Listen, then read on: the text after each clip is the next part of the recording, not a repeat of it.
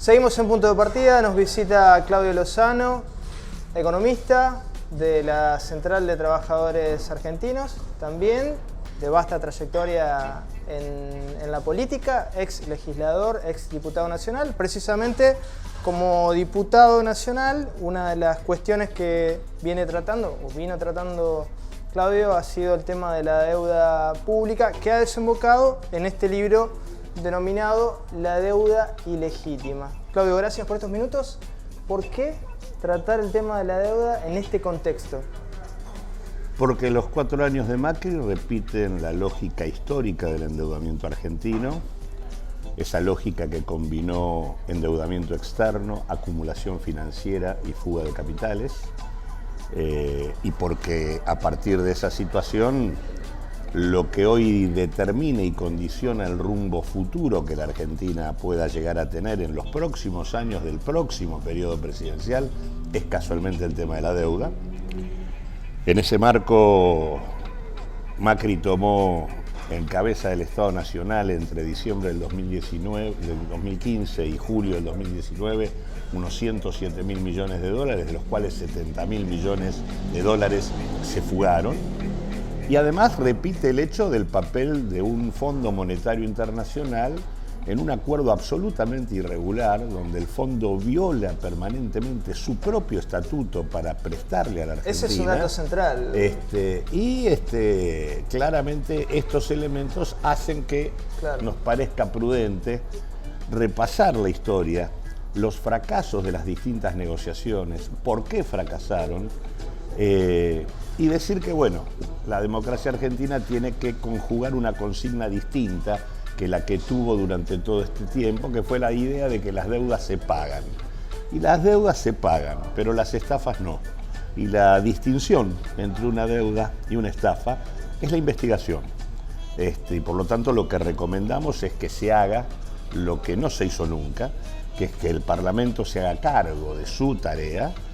Por eso el subtítulo es Renuncia del Parlamento, desafío de la democracia. Claro. Que se conforme una bicameral que investigue la deuda pública, porque creo que es el mejor mecanismo para que no nos siga pasando lo que nos viene pasando desde que empezó la deuda, porque tuvimos crisis de la deuda de manera recurrente, nunca la hemos resuelto, y no la hemos resuelto porque no tiene solución financiera. Esa es la característica de una deuda ilegítima. ¿Y cuál es la solución? La solución es política, es jurídica, es legal, es también financiera, pero no financiera solamente. La idea de una deuda ilegítima es aquella que no tomó en cuenta la capacidad de repago. Una deuda normal es aquella que uno toma tomando en cuenta los ingresos futuros que va a tener y por lo tanto que la va a poder afrontar, o que toma la deuda para que se invierta en determinado tipo de obras, infraestructura, equipamiento o lo que fuere, que amplía la capacidad económica de un país y le permite al país, con lo que crece, pagar. La deuda argentina no tiene nada que ver con esto, no lo tuvo nunca que ver con esto, claro, ni lo tiene ahora. Fue una deuda que nunca tuvo capacidad de repago y por lo tanto no tiene solución financiera. Ahora, Claudio, estamos en un momento de un cuello de botella muy importante, ¿no? Una situación de carencias económicas y crisis social, política. Pero esto viene desde hace décadas. O sea, empezó el nuevo proceso democrático en el 83 y no hubo investigación, no hubo una decisión política fuerte en los distintos gobiernos, desde Alfonsín en adelante, ¿no? Es un patrón que se vino repitiendo y el resultado la resultante es que no solamente vivimos en materia de deuda con la lógica de la dictadura, sino que sigue toda la estructura y el andamiaje jurídico de la dictadura vigente en gran parte, ¿no? Bueno, por eso es que no resolvemos, casualmente. Entonces, en realidad el llamado del texto, del material, es que no hicimos durante todo este tiempo lo que había que hacer. Por eso se repite, por eso tuvimos crisis de la deuda en el 82, en el 89, en el 94, en el 2001, en el 2014 y 2015 y ahora de vuelta. y todos los gobiernos dijeron que habían resuelto el problema. Alfonsín con Broderson en el plan Baker en el 87 dijo: hemos resuelto el income de la deuda, está todo ordenado. Menem con Cavallo con el plan Brady dijeron lo mismo. Bueno, los propios canjes del kirchnerismo también dijeron que estaba todo ordenado. Sí, de la Rúa con el megacanje de la Rúa. Entonces digo, y Macri con Pratgate también dijo, claro. Y a los 2 años ya estábamos en cesación de pagos. Así que me parece que lo que queda claro es que hay que hacer otra cosa. Y lo que hay que hacer no es muy complicado, porque en realidad, digamos, acá lo que hay que tener es quiénes fueron los bancos que colocaron deuda de la Argentina durante este periodo, quiénes fueron los funcionarios que intervinieron desde el Ministerio de Economía, Secretaría de Financiamiento, Banco Central, qué vínculos existen entre estos funcionarios y esos bancos, si es que existe alguno, que cumplieron con las normas y procedimientos jurídicos que se necesitan para endeudar al Estado, y quiénes fugaron divisas. Cuando uno mira quiénes son los bancos, quiénes los funcionarios y quiénes fugaron divisas, se va a encontrar con sorprendentes coincidencias que te van a permitir llevar adelante causas judiciales, responsabilidades penales, responsabilidades políticas. En algunos casos vas a poder anular el endeudamiento y en otros lo que vas a tener en claro es quién lo tiene que pagar. Porque si la deuda fue un buen negocio para algunos actores económicos, no puede caer en cabeza del conjunto de la comunidad a través del presupuesto. Ese es otro tema central, la deuda privada. Bueno, la deuda privada, una de las características del endeudamiento argentino es que nunca fue el Estado el que comenzó este proceso.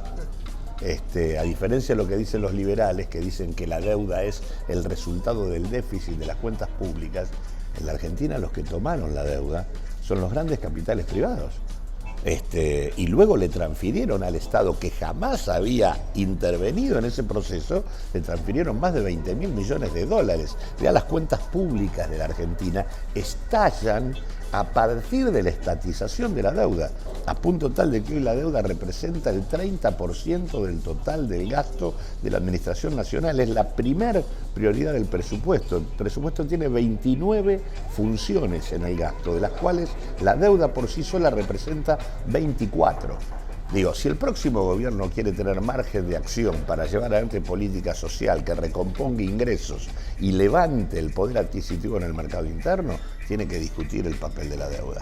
Si quiere ver cómo recompone actividad económica y va a tener que usar dólares de los que la Argentina genera, como la deuda se paga en dólares, también va a tener que discutir el peso de la deuda. O sea, el tema de la deuda aparece hoy como un condicionante central del futuro de la Argentina y en ese sentido me parece que vale la pena discutirla de otro modo. Y además, teniendo en cuenta esto que decís, Claudio, si el 30% del presupuesto se destina a deuda y ese 30% está ligado en gran parte o en gran medida a actos que vienen viciados desde el vamos. Así es. Bueno, y ahí incluso además hay otro elemento, porque el acuerdo con el fondo, además de que el fondo se ha transformado en el principal acreedor inmediato de la Argentina, o sea, en los próximos años al que más se le debe es al Fondo Monetario Internacional, el fondo incorpora en el acuerdo un conjunto de políticas que condicionan todo, porque lo que el fondo establece es la necesidad de una reforma laboral, que implica reducir más los costos laborales, una reforma previsional, que implica bajar la inversión en seguridad social, una reforma tributaria basada en la extensión del IVA y el achicamiento del Estado, una reforma en la Carta Orgánica del Banco Central para sustraerle la política monetaria al futuro gobierno. Es decir, hay un condicionante general de la política. Hay un economista muy reputado del establishment financiero local e internacional, que es Guillermo Calvo. Guillermo Calvo ha dicho hace poco que bueno, no hay que mirar tan mal el hecho de que triunfe el populismo, que es como ellos denominan al frente de todos, porque los populismos tienen espaldas políticas más importantes para llevar adelante el ajuste. Es decir, Macri no pudo, pero ahora con esta experiencia podemos, con Alberto Fernández, llevar adelante esto. Es decir, eso está por verse, Claudio. Bueno, eso es lo que está diciendo. Lo que quiero decir es que hay un espacio en el poder que ya sabe que Macri perdió y que van por el futuro gobierno y que pretenden que Alberto Fernández sea un segundo Menem. El Menem de la Revolución Productiva del Salariazo, que se transformó en el Menem de las privatizaciones y el consenso de Washington. Bueno, Me parece que acá hay una responsabilidad social muy importante. La gente ha votado el 11 de agosto, claramente le dijo que no a Macri, va a votar con más énfasis en la próxima elección del 27 de octubre.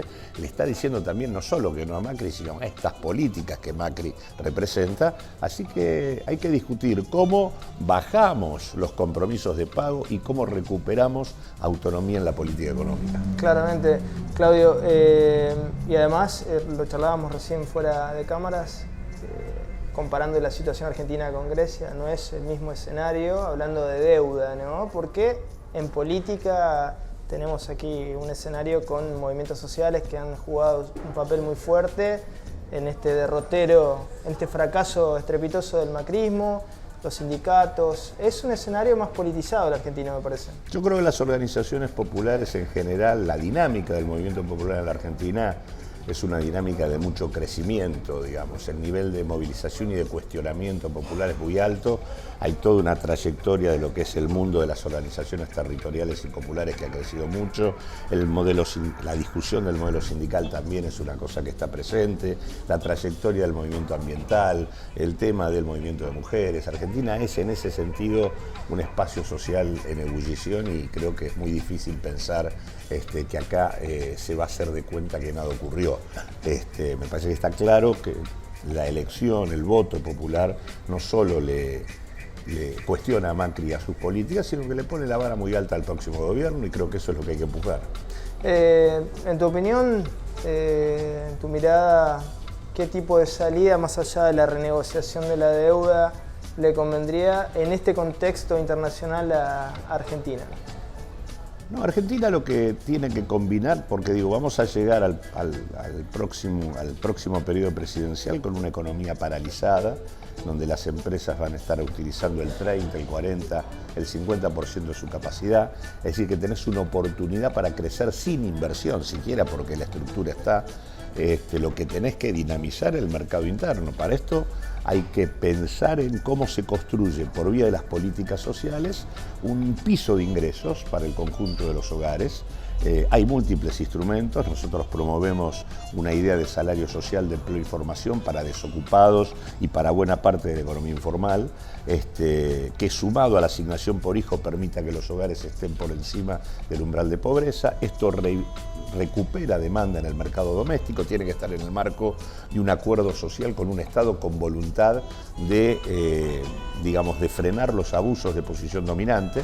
El Estado no puede tener una actitud neutral.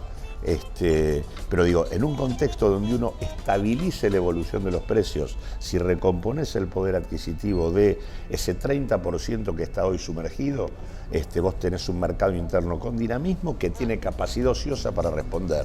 Y eso tiene que combinarse con una estrategia productiva que tiene que privilegiar bienes vinculados a la canasta popular, que tiene que bienes salario, que tiene que privilegiar consumos colectivos como la salud pública, la educación pública y la vivienda social, que eso también tiene capacidad para dinamizar la economía, tiene que priorizar una orientación productiva que ahorre dólares y que incorpore progreso técnico. O sea, hay que poner en marcha un shock de ingresos y una estrategia de cambio productivo.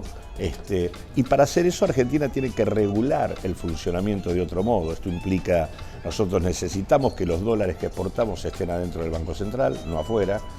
Necesitamos una administración del tipo de cambio para fijar un valor del dólar que nos permite insertarnos adecuadamente en el mundo, pero también nos permite una distribución del ingreso razonable. Pero todas estas cosas requieren, lo que decía antes, una negociación distinta de la deuda, porque casualmente las regulaciones que hay que tener son las que el fondo impugna. Claro.